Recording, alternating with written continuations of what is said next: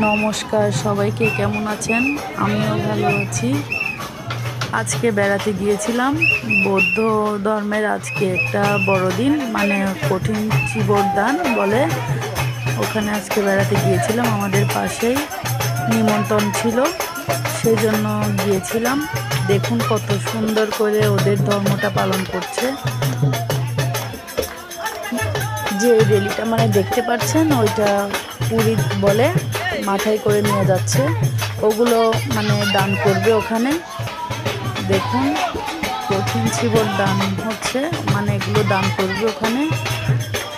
মানে এগুলো দেখতে অনেক সুন্দর লাগলো, তাই আপনাদের সাথে শেয়ার করলাম। কি সুন্দর করে ওরা কীর্তন করছে দেখুন, ভালো লাগছে। আপনারা ভালো থাকবেন, দেখতে থাকুন, মানে ভালো লাগবে। নমস্কার সবাইকে।